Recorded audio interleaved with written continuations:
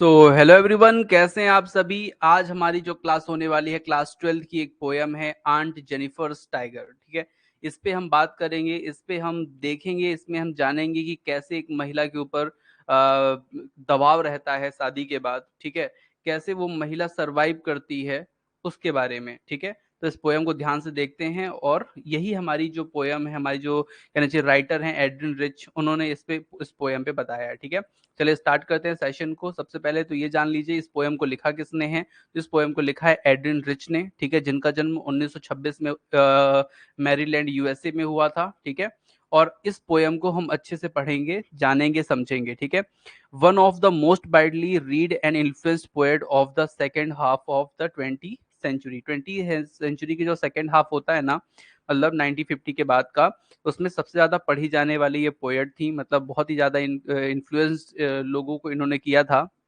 C talks about a women's experience in her married life और जो married life जो है वुमेन की एक, उसको यहाँ पे उन्होंने एक्सप्लेन करने की कोशिश की है। She has tried to explore the inner feeling of a women who is living under the dominance of men. ठीक है, जो आदमियों द्वारा प्रताड़ित की जाती हैं महिलाएं, उसकी यहाँ पे जो महिला की फीलिंग है उसको यहाँ पे एक्सप्रेस किया गया है, बताया गया है। ठीक है, तो देवियों सज्जनों स्टार्ट करते हैं सेशन को, जो शानदार पोयम होने वाली है। ठीक है, टोटल लगभग 12 लाइन की पोयम है और इसको अच्छे समझेंगे, लाइन बाय लाइन समझेंगे। ठीक है, एक एक चीज का मतलब समझेंगे। तो सबसे पहले ये जो मैं आपको बता दूं कि जो ये पोयम है वो बात किसकी की जा रही है, टाइगर की। अब टाइगर क्या होता है, टाइगर के अंदर खूब सारा पेशेंस होता है ना, प्राउड भी होता है, वो सब कुछ कर सकता है लेकिन फिर भी आराम से कितना चलता है, उस चीज को यहाँ पे बताया गया है। ठीक है, तो ध्यान से Aunt Jennifer's tiger sprang across a screen, bright topaz, denizens of a bird of green. They do not fear the man beneath the tree. They pace in sleek, syllabic certainty. ठीक है, सो यहाँ पे इस पूरे पोयम का मतलब समझ, इस पूरी लाइन का मतलब समझिएगा। यहाँ पे जो लिखा हुआ है ना प्रेंस, इसका मतलब क्या होता है, इसका मतलब होता है ऊर्जा के साथ दौड़ना। मतलब जैसे शेर ना अचानक से तेज से दौड़ने लगते हैं, ऐसा कुछ है। ठीक है, यहाँ पे लिखा है टोपाज। टोपाज क्या होता है, एक पीला कलर का पत्थर होता है जिसे लोग अंगूठी में भी पहनते हैं। ठीक है, और डेनिजेशन मतलब डेजिनेंस मतलब क्या है, इसका मतलब होता है प्राकृतिक आवास, जहाँ जानवर रहते हैं, हरी हरी भरी झाड़ियां होती हैं, पेड़ पौधे होते हैं, उसकी बात की जा रही है। ठीक है, सो स्टार्ट करते हैं सेशन को। इसमें देखिए सबसे पहले बोलते हैं कि जो आंट जेनिफर्स हैं उनका जो टाइगर है वो क्या है, अक्रॉस अ स्क्रीन है। मतलब कुछ ऐसा प्रतीत हो रहा है जैसे वो स्क्रीन से बाहर जा रहा हो। एक्चुअली यहाँ पे जो आंट जेनिफर है ना, वो क्या कर रही हैं, वो एक एम्ब्रॉयडरी कर रही हैं। एम्ब्रॉयडरी मतलब जो कपड़े के ऊपर ऊन से नहीं बनाते हैं और छोटे छोटे चित्र बनाते हैं, वो कर रही हैं। ठीक है, तो यहाँ पे ऐसा लग रहा है जैसे कि उनका जो शेर है ना वो इतनी तेज से उछल कूद कर रहा है, वहां पे ऐसा लग रहा है कि वो उस स्क्रीन के बाहर आ जाएगा। ठीक है, और शायद वो जो वो कर रही हैं क्लॉथ जो है, वो शायद वो टेबल क्लॉथ है या वॉल हैंगिंग क्लॉथ है, कुछ ऐसा कुछ है, यहाँ पे ऐसा समझ में आता है।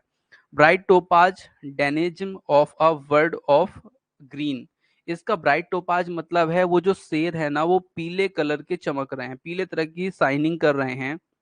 डेनिजेंस मतलब होता है जो अपने प्राकृतिक आभास में रहते हैं ना, of a bird of green. Bird of green का मतलब यहाँ पे जंगल से है, जंगल में प्राकृतिक आवास में निवास करते हैं और पीले कलर के चमक रहे हैं। ठीक है, they do not fear the man beneath the tree. ठीक है, जो वहां पे ट्री के नीचे जो लोग खड़े हुए हैं वो उनसे भी नहीं डर रहे हैं। मतलब कौन, दे मतलब यहाँ पे शेर को दे मतलब जो टाइगर है उसको दे बताया गया है। दे पेस इन स्लीक सिलेवरिक और सर्टेनिटी। यहाँ पे पेस मतलब होता है चलना। ठीक है, तो वो चलते हैं स्लीक, आराम से चलते हैं, जैसे आपने देखा होगा आराम आराम से पैर रख के एकदम चलते हैं। बोल्ड एंड हेरोइक, इसका मतलब क्या होता है, सिवेलरिक मतलब बोल्ड और हीरोइक मतलब बिना डरे। ठीक है, कॉन्फिडेंस के साथ, सर्टेनिटी मतलब कॉन्फिडेंस के साथ वो चलते हैं। किसकी बात हो रही है, शेर की बात हो रही है। ठीक है, यहाँ पे समरी भी देखिए है, the poet is talking about a lady who she address as aunt Jennifer. ठीक है, वो एम्ब्रॉयडरी कर रही हैं क्लॉथ पे। ठीक है, शायद वो टेबल क्लॉथ या वॉल हैंगिंग क्लॉथ है। ठीक है, और जो पैटर्न वो शो करता है ना, वो कैसा पैटर्न शो कर रहा है, tiger who are moving a jumping around, मतलब वहां पे ऐसा लग रहा है जैसे टाइगर मूव कर रहे हैं और जंप कर रहे हैं उस फैब्रिक में, उस कपड़े में, ठीक है। येलो कलर के ब्राइट एकदम चमक रहे हैं, ठीक है, जैसे टोपाज स्टोन चमकता है, ठीक है। और बताते हैं the dense green forest background, और उसका जो बैकग्राउंड है वो कैसा है, डेंस है, घना है और ग्रीन है, ठीक है। Are the proud and fearless citizen of the forest, और वो जो फॉरेस्ट में जो सिटीजन है उनसे वो डर नहीं रहे, फियरलेस है एकदम से, ठीक है।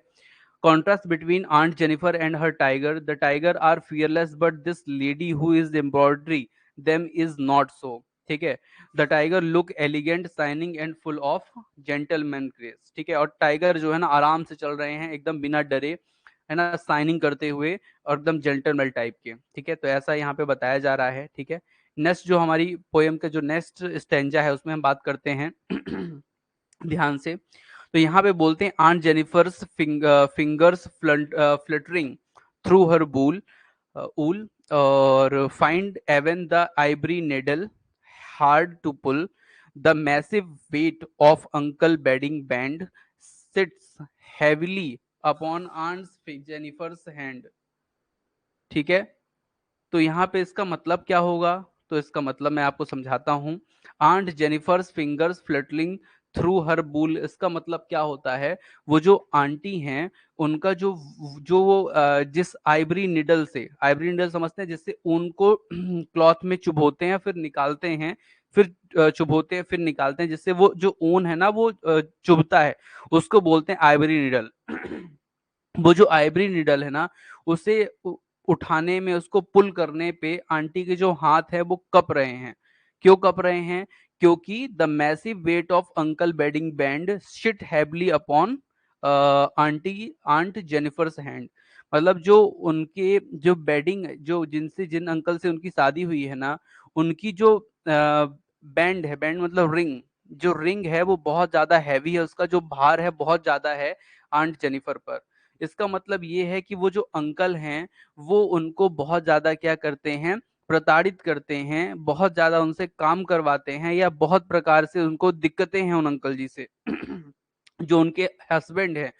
तो वो जो अंकल हैं उनके कारण कुछ हुआ ऐसा होगा जिससे उनकी जो आंट है उनका जो कहना चाहिए कि जो हाथ है, जो उनकी उंगलियां हैं वो क्या करें, फ्लटरिंग कर रही हैं, डगमगा रही हैं, और वो बिल्कुल भी मतलब ऊन की जो निडल है, आइवरी है, उसको चुभोने में असमर्थ हो रही हैं, ठीक है।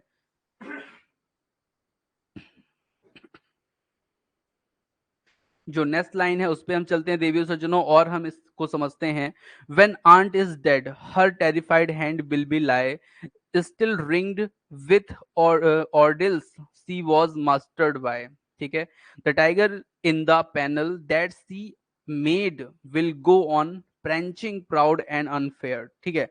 इसका मतलब क्या होता है मैं आपको समझा दूं। इसका मतलब क्या होता है कि जब आंट की जब डेथ हो जाएगी ना, जब आंट की क्या हो जाएगी, डेथ हो जाएगी, फिर भी उनके जो हाथ हैं उन पर उस रिंग का जो भार है, ठीक है, वो हमेशा क्या रहेगा, बना रहेगा। मतलब मरने के बाद भी उनका जो दुख है, उनकी जो तकलीफ है वो कम होने वाली नहीं है, क्योंकि अंकल जो है उनको अब किस तरह की चिंता है या क्या चीज है वो यहाँ पे स्पष्ट नहीं बता रही, लेकिन ये बता रही हैं कि अगर मैं मर भी गई तो भी मेरी जो कहना चाहिए कि मेरा जो भार है, इस रिंग का भार है, वो मुझसे जाएगा नहीं, ठीक है। ऐसा पोएट को वो बताती हैं। She was mastered by the tiger is in the panel that she made will go on prancing proud and unafraid, ठीक है। फिर भी जो मेरे ये जो टाइगर्स है ना, ये पैनल मतलब जो सीनरी टगी हुई है जहां पे ये सब हैं, टाइगर है ना, she made will go on prancing यहाँ पे प्रेंचिंग मतलब आप कह सकते हैं जैसे मान लीजिए क्या वो जो एम्ब्रॉयडरी बना रही है ना, उसका ये जो पैनल है, जो टाइगर है उसमें क्या है, मतलब बना हुआ है टाइगर, ठीक है। वह इधर उधर ऐसे ही कूदते रहेंगे, ठीक है, मतलब प्रेंचिंग करते रहेंगे, इधर से उधर जाते रहेंगे, आते रहेंगे, है ना। और जो प्राउड और अनफेयर्ड हैं, जो प्राउड हैं ठीक है, और जो क्या है अनफेयर्ड हैं।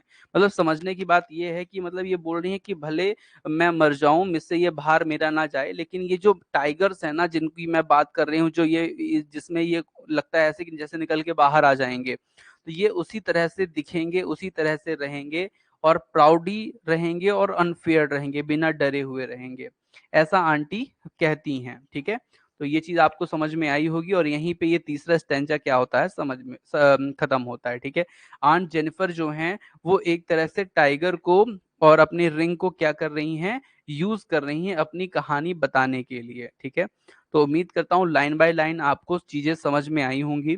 ठीक है, अब होगी सेकेंड क्लास स्टार्ट, जिसमें हम लोग बात करेंगे इसकी समरी की कुछ, और कुछ हम बात करेंगे फॉर्म्स स्टेंजास की। ठीक है, इसमें जो आपके लिटरेरी डिवाइसेस यूज हुए हैं उसकी। ठीक है, तो नेक्स्ट क्लास में फटाफट जुड़िए सभी लोग, और स्टार्ट फिर हम और पढ़ते हैं उसमें। Thank you.